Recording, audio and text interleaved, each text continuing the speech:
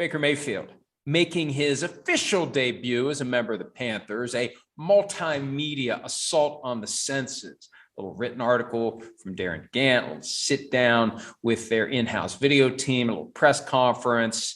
And it never gets any better than it does on the way in the door.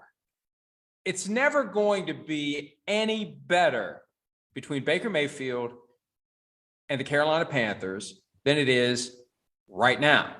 Easy to say all the right things right now.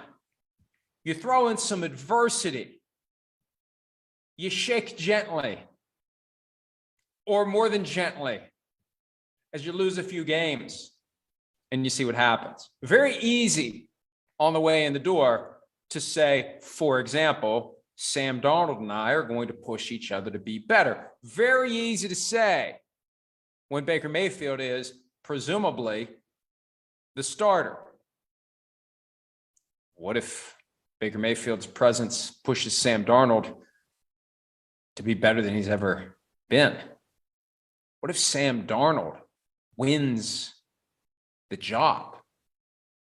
What if the $5 million investment in Baker Mayfield has the unintended effect of turning Sam Darnold into the guy that he was supposed to be? He was supposed to be the first pick in the 2018 draft, not Baker Mayfield, until we got closer to the draft and it settled down. But Darnold was 3 and Mayfield was 1, and it's easy to say the right things for now. When the competition starts, if it goes sideways for Mayfield, that's when things may not be as great as they are today. And I'm not rooting for that.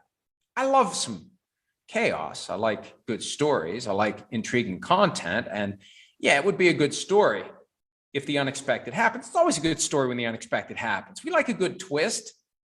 That's a hell of a plot twist.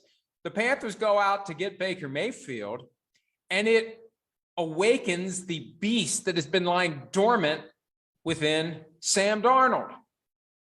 That would be a hell of a plot twist. And then, how does Baker Mayfield deal with it? So, my point is this. There's no reason for any dysfunction now. And there's no reason to think that Sam Darnold is suddenly going to become the best possible version of himself and it's going to be better than Baker Mayfield. They went out and got Mayfield after they saw what Darnold did last year and after they witnessed how he handled himself in the team's offseason program. If they thought that they were sitting on a franchise quarterback in Sam Darnold, they wouldn't have gone after Baker Mayfield. So now we'll see. We'll see what happens. We'll see if adversity, if competition, if any type of unwelcome development causes Baker Mayfield to revert to the guy that we saw from time to time in Cleveland, a little surly, a little truculent with the media. Has he changed? Has he matured?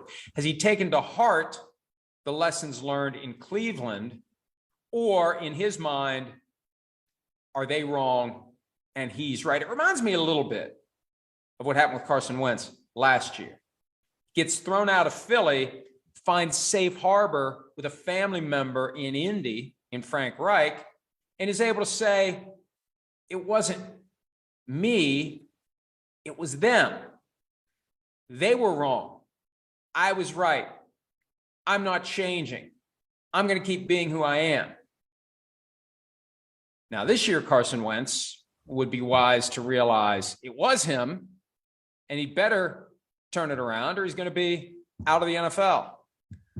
Where's Baker Mayfield on the overall maturity scale? How seriously is he taking the criticism from his time in Cleveland?